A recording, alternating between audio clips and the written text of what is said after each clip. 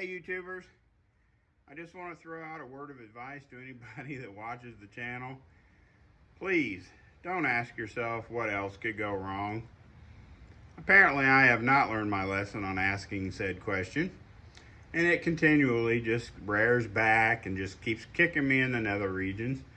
And I'm just trying to not give up and just keep forging forward. As many of you know, I had to drop $1,000, which was definitely not in my budget to be able to go racing this year, when I had to upgrade to the Holley Terminator X. Fired right up. I do not regret making that decision at all. Go Holley, get the whatever version you can afford, and don't even look back. Well, then I go to pick up the vehicle from Richard's house to bring it back over here to finish up a lot of small stuff. Somehow my alternator and my battery, both of which were relatively new with lifetime warranty on the alternator and a 3-year replacement on the AC Delco battery, they both just went out. They just died, no longer with us. So that took us a while to figure out why, what had failed, what needed to be replaced.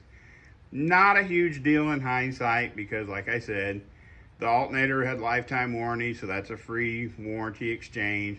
My battery was still under the 3-year free replacement through Menards. So I was able to actually exchange the battery and pay like a $20 upgrade because I went to a slightly bigger battery with more cranking amps and renewed my 3-year replacement. So $20 well invested on my part. Got it running, brought it home. Still not trying to get into any kind of boost because we just had a 4-pound spring in there. Plus I was purposely not revving the engine over like 35 to 3,800 RPM when I was cruising around because my torque converter was a super cheap, would never recommend it to anyone, B&M whole shot. I did not want to put boost to this engine until I had a torque converter that at least had an anti-ballooning plate in it, okay? So I finally, a good friend of ours, David, he's like, hey, bring it down to my shop. We'll throw it up on the lift and I'll make you a good deal on I think it's a TCI Super Street Fighter 3,800 to 4,000 with anti-ballooning plate. I was like, all right. I said, how much do you want for it? And he just insisted, well, you just need to try it first. You need to try it before you buy it. All right, sounds like a perfect opportunity. Makes me a little apprehensive, but I just want to get this thing driving so I can have fun with it. Take it down there, put it up on the lift. We get a game plan. Me, Richard, and David, we decided we're going to just jump on this thing. We're going to change this torque converter out, and we're going to do it in hour and a half. Hour and a half, we're back on the ground, we're burning tires. I start in the back. Richard starts trying to do the bell housing, and I think David was maybe messing with the starter or something. We all had a job. We're not 5 minutes or less into this project. Richard goes, we got a problem. Long story short, the bell housing tabs or ears or whatever on my Turbo 400 are broken. Pretty much all the little tabs where you put the bolts in the bell housing on the driver's side they're broken. As he's taking the bolts out to remove the transmission, the pieces of the bell housing are coming with the bolts. And I'm just like, I already blew my funds, because I was not expecting, had not saved or budgeted having to spend $1,000 on the Holley Terminator X, plus have to buy a $400 or $500 torque converter and potentially rebuild another transmission or whatever. At this point, we don't know.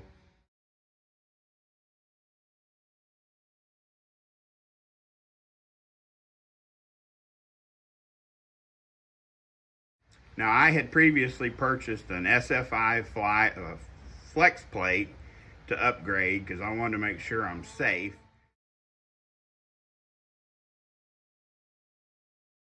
So I had a new SFI flex plate to put in.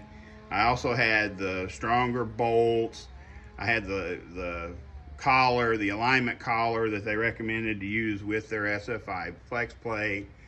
You know, I'm trying to do this right because I want to go racing and I want to go fast, and I would like to do it safely and at least try to keep my feet. Well, now I got a transmission I can't use. Lo and behold, David says, well, I guess it looks like you're going to have to put in one of my backup transmissions because we got to get this thing on the road. And I literally didn't know what to say because I've never had anybody offer me such a nice, I never had anybody being that nice before with something so expensive. As much as you want to jump and go, yep, let's do that right now. If you have any kind of conscience and soul, you're going to think twice about it because you don't want to hurt anything. Well, we decided that's what we were going to do. So we got David's Turbo 400 put in.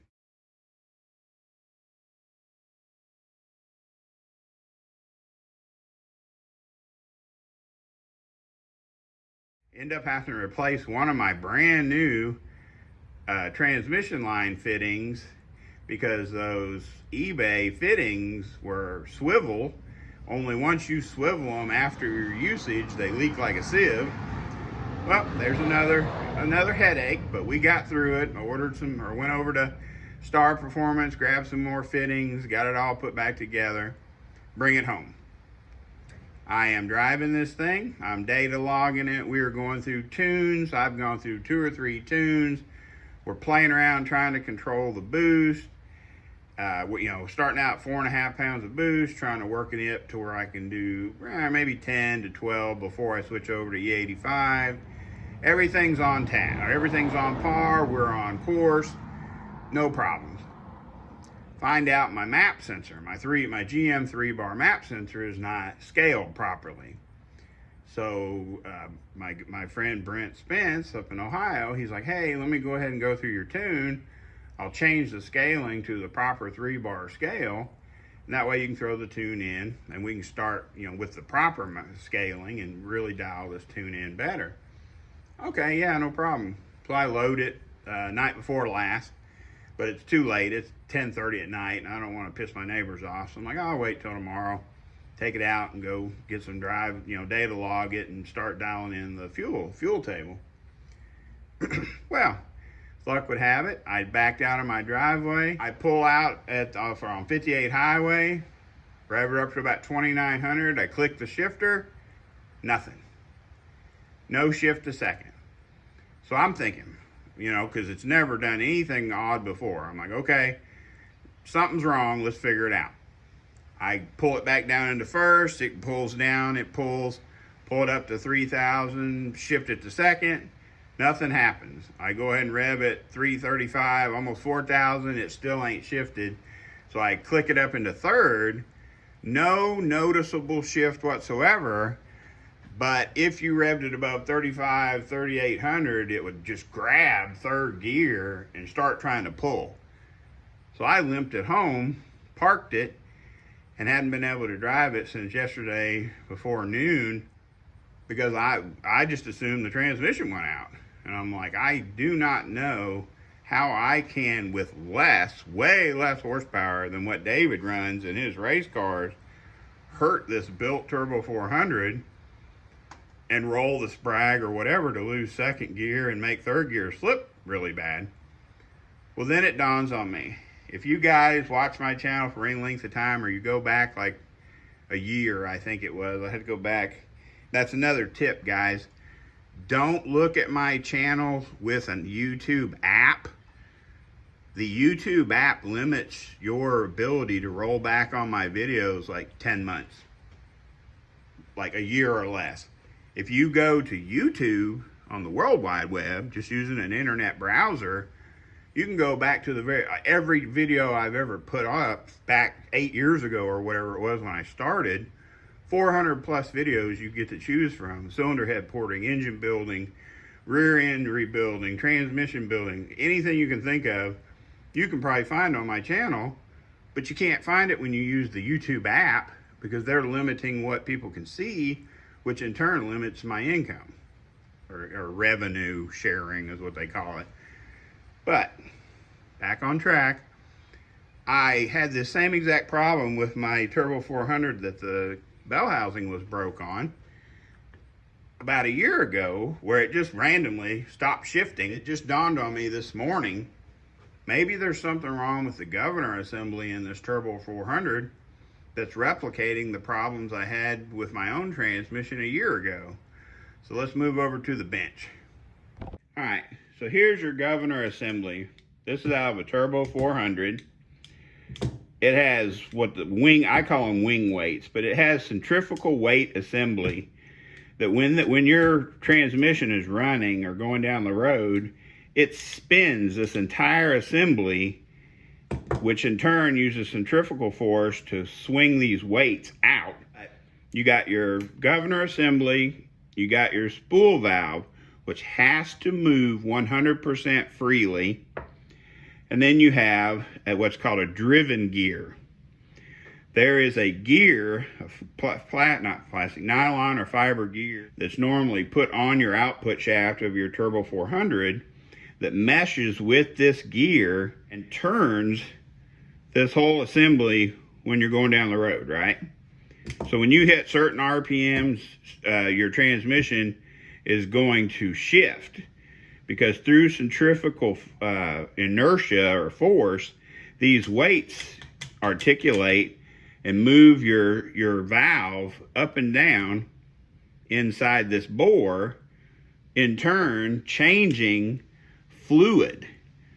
Transmission fluid is directed and redirected through your governor assembly based on the centrifugal movement of this spool valve turned by this gear, okay?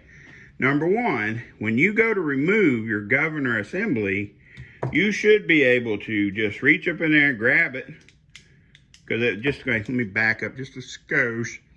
When you look on the back of a Turbo 400, the ones I generally see are going to have 4 bolts, just a small cover on the back, on the passenger rear side of the transmission case. You pull this cover off, and inside of there you're going to see your governor assembly. Normally you would just grab it, slightly rotate it, and it would just pull out, no problems. Today, when I investigated the problem with the transmission in the Blazer, I literally had to take a small crowbar and pry this assembly out of the case, and here's why. Okay, hopefully you guys can see this in the video. Does anybody see that huge flat spot right there?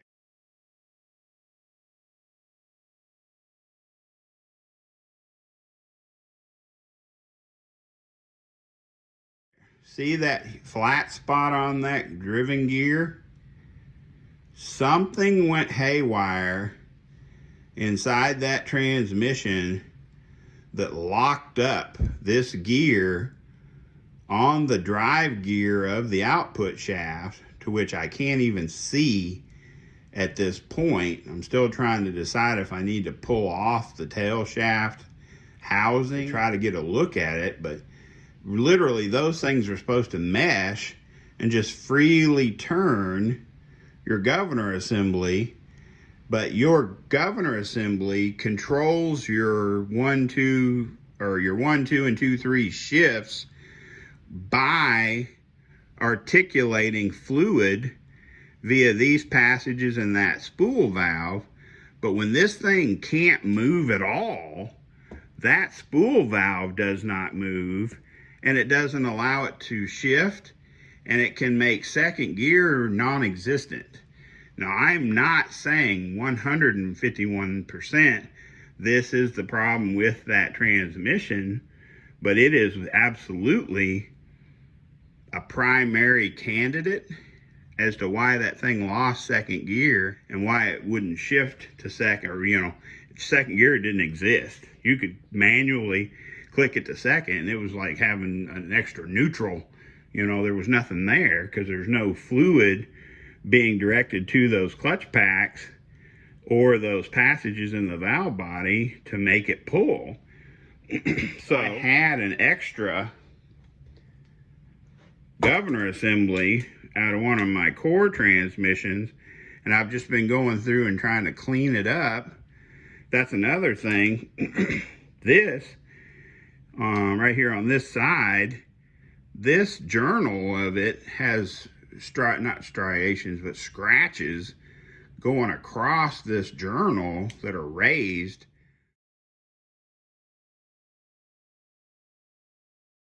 Where you can feel it with your finger, which doesn't make any sense at all, because you'd think if it was spinning in its bore, you would have scratches or wear, or what they call phonographing, that go with the journal as it spins. But this almost looks like somebody has scratched it up during a disassembly, or maybe when it was in a big parts bin. I don't know for sure. This thing is in excellent condition. I just had to run a wire brush, a bottle brush down through it to make sure it was clean and smooth. I have a better, actually the spool valve that goes to it, just to give you a different sympathy how dirty this one was compared to a nice clean one. Because basically when you assemble your governor assembly, this, okay, that little, the big side of the bell with the hole goes towards the outside, but that thing has to be in there so that when you move this weight, I know you probably can't see that down in there. See, there's not enough light, but when you move these weights, that little spool valve will move in that bore, and you should be able to just dump that thing out of there. There should be no resistance, nothing that can slow that spool valve from moving in that bore. I'm okay with putting this one in as factory, because it's going to maintain that factory wide open shift, probably around 5,000, 4,800 to 5,300 RPM, somewhere in there. But I just want to make a real quick video about the woes I'm having with this Blazer, why I've been so defeated on it, and the challenges and the economic situation I put myself in trying to fix this thing, and not understanding why every time I try to do something right, it backfires. I don't know. You guys support your projects in an economic way. Don't put yourself in a position where it's not fun anymore, because, you know, what good is it to work on these things and to build these things and not enjoy yourself? So let me get out here, and I'm gonna finish putting this together. We'll slap it in the vehicle and we will see if it works. All right, guys, I got the refurbished governor assembly from my hoard of extra parts and cores. I got it put in. It wasn't difficult to put in, but it wasn't near as easy as it has been on other transmissions in the past. So I don't know if that's an indicator of some kind of a issue with the drive gear that's pressed onto the output shaft of the transmission. And, you know, just a point of reference, if there's something wrong with that drive gear, it could end up just destroying the new driven gear on my new replacement governor assembly. So let's fire the beast up.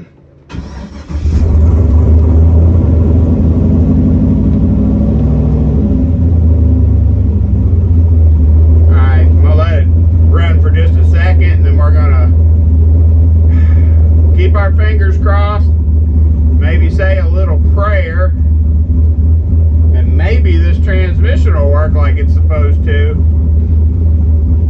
Because if the governor assembly doesn't fix it, then it pretty much means like a sprag failure. But, you know, it's a built transmission, and he uses the same reputable, if not somewhat famous, transmission builder in our area to build his transmissions, and has used the same person for a decade or more, and it's held up to over 800 wheel horsepower. So odds of me hurting it at 400 wheel horsepower, that's probably going to be pretty slim. So fingers crossed that this thing's going to work.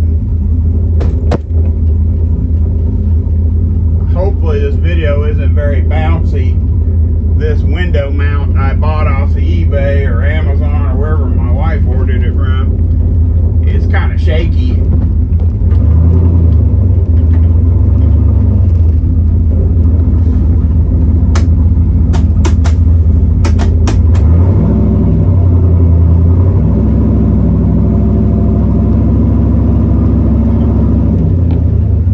I'm in first gear, it can't shift yet.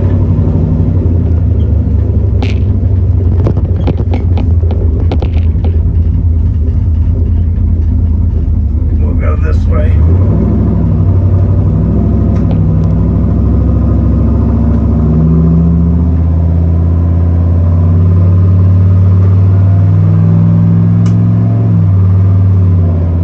There's second gear.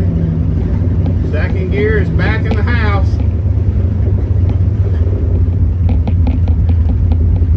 Just drive it around a little bit and make sure she's still with us.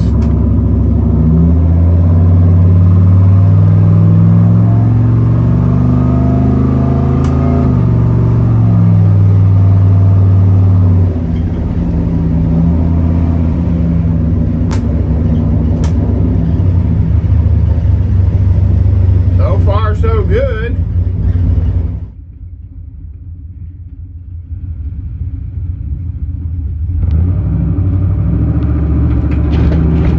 Alright guys, a little bit worse angle, but at least I don't have to worry about you falling off the stupid windshield with it down there.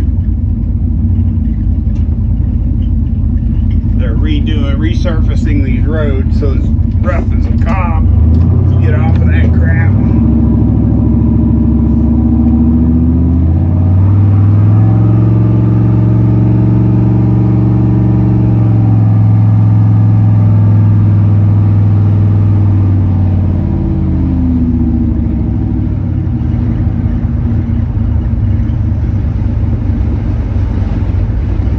Hopefully the wind noise isn't horribly bad, guys.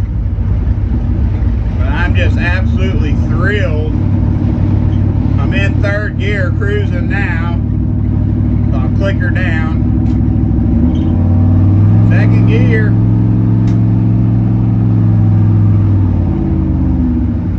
She's a little soft going into third. So I don't know how long that little fiber gear is going to hold up. I don't know. I mean, I would like to see third gear shifting back in crisper than that, because it kind of rolled in instead of being a positive shift. But this isn't my transmission. I didn't build it, and I'm not 100% familiar with how it normally shifts, so maybe that's normal for it. I'm just happy as all get out to know I didn't break the transmission. It's just something in the governor assembly. So at least we have a small victory, however long the victory lasts. And I wanted to share it with you guys, and hopefully I'll figure out this stupid camera mount and I'll be able to get some really cool video of the tuning process as we work through that with my new scale 3-bar tune. So anyway, I always appreciate you guys watching. Please like, subscribe, and share, because this project has turned into a little bit more of a money expense than I was expecting. So the sooner I can get over 10,000 people and get more ad revenue or sharing, whatever they call that crap, if I could get some every month, that would be great, because then I can get this thing finished and get it to the track. Have a good time, guys. Please be safe. Come back and watch as much as you can.